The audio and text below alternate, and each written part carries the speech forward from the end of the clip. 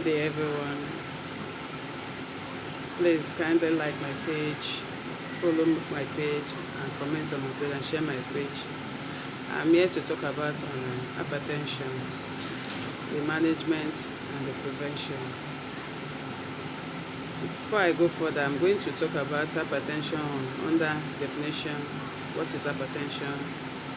The weight at it is as in the prevalence, the type, the stage, the causes, the risk factor, the diagnosis, the signs and symptoms, the treatment, the prevention, the complication, and conclusion. So before I go further, hypertension is also known as high blood pressure, and it is also said that it is a silent killer. Why they say that it's a silent killer is that it doesn't show signs in its advanced. Sometimes you can just see somebody passing and the person will just slump and die. If you check very well, that person is hypertensive, but the person, he or she did not know. Or you hear that maybe in the midnight the person just has an attack and the person will end up coming down with stroke, paralysis. Or you just say that the person slept and the person did not wake up. It's because the person might have been hypertensive and the person will not know. And because the person did not know, will not be on drugs and may lead to this type of condition or result. You will just say that people say, he's healthy, we saw him yesterday, he's doing well, but this morning we heard that the person is late. It's a result of hypertensive crisis. If you check very well, you know that the person is hypertensive, but the person did not know. So that is why it is called a silent killer. What is hypertension? Hypertension is also known as high blood pressure, and it can be defined as elevation of blood pressure. The normal world health blood pressure range from between anything under 130/80 millimercury. Anything above 130/80 millimercury and above is term hypertension. The prevalence of hypertension is said to be more higher in African region, as in African countries, than other countries. Like Africa. Africa is said to have 27% of hypertension cases globally, and America is the lowest, it's 70%.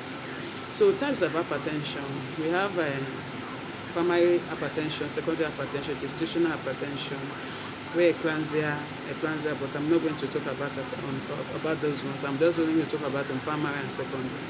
Primary hypertension is hypertension that is a result of older age, maybe when someone is getting older, or unhealthy eating habits. If somebody is not eating well, maybe eating too much sodium, salt in the food, and or taking too much high fat or high carbohydrate that is unhealthy for the heart and the blood vessel, can lead to hypertension. While secondary hypertension is a result of using of certain drugs that such as birth control pills can cause it, that is family planning pills can cause it, and cocaine and other type of drugs can cause secondary hypertension. Hypertension too has stage or grade. Is either they can call it stage, they can call it group, but I'm going to use grade here. Stages of hypertension, we have stage 1. Stage 1 is the mild type of hypertension. It's when the systolic is ranging from 130 to 190 millimercury, and the diastolic is reading from 80 to 89 millimercury. It's term mild hypertension. Hypertension is being read in two ways, as it has a upper part and lower part. The upper part is called systolic and the lower part is called diastolic. So the true type of hypertension ranges from anything higher from 140/90 and above. While hypertensive crisis is when one's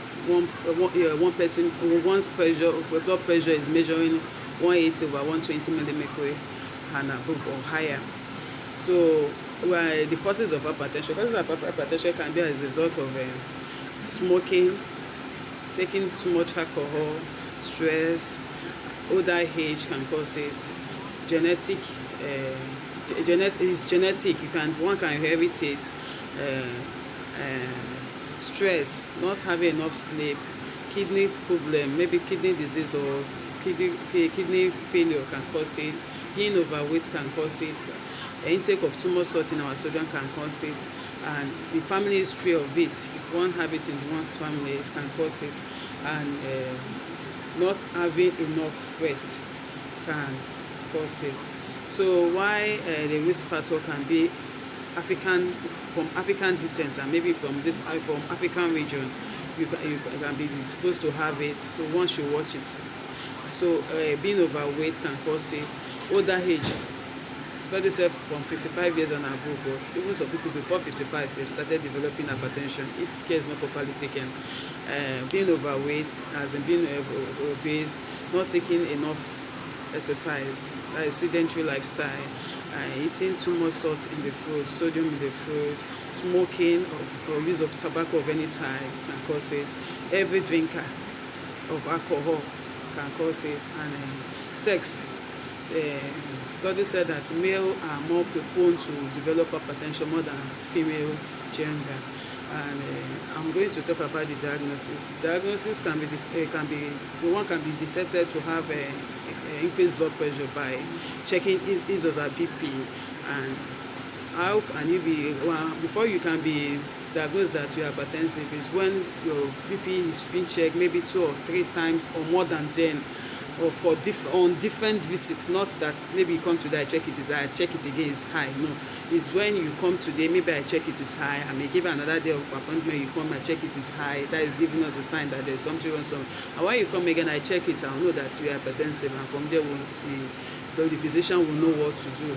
So the signs and symptoms of hypertension, what you see in patients with hypertension is that you see them, they sweat a lot, there's anxiety, there's sleep problem, there's blushing, there's headache. Sometimes the headache is from front to the back, as in the hospital, so hospital headache, or nose bleeding. This nose bleeding is usually seen in advanced stage, and shortness of breath or difficulty in the breathing.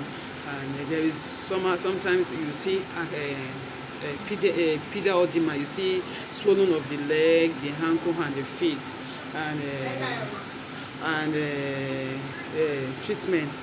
The treatment just basically the treatment is based on medication and living a healthy health lifestyle, and the medication depends on the physician. Sometimes they may usually combine 1 or 2 type of antihypertensive classes of drugs.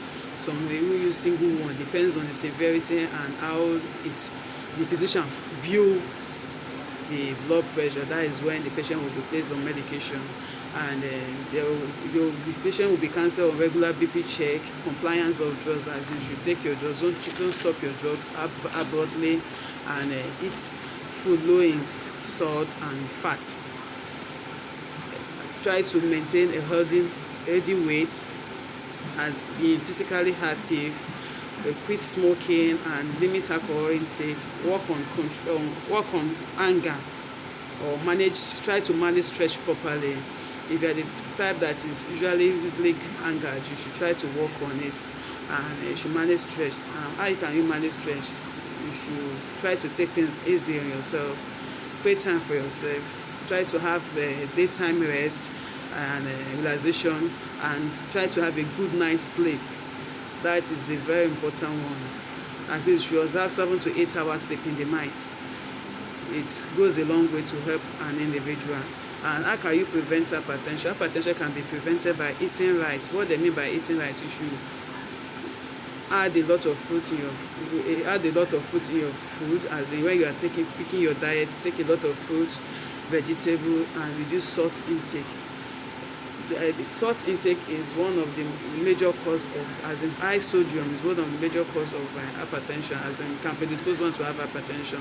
So apart from hypertension, cardiovascular disease as a whole, so sodium intake should be controlled, salt should be controlled in our diet. We should keep a healthy weight by trying to eat food balance, but it should not be out of proportion, as in you should not take high fat, high salt, high carbohydrates that can predispose one to have this disease. And you should always cut down on salt. Cutting down on salt is very important, as in reduce salt intake. And the next one is keeping a active life, as in by walking, by doing mild exercise, maybe by simply walking, engaging in social activities. You can divulge in any type of activities you like, and that can increase the heart function and make the heart to function well. It can be maybe walking, long walk or short walk, skipping, going to gym, or you do jogging. If you are the type you still have the strength to do that, like those people that are used to car from point A to point B, you should try to provide provision of, at least there are some places that you know that you can walk instead of you taking car or taking bike. You can walk there. In the process, you are helping the heart. And again, you should drink alcohol in moderation. If you are the alcoholic type or the type that take alcohol, you should reduce it to minimum, or you stop it. It's either you stop it or you reduce it to minimum.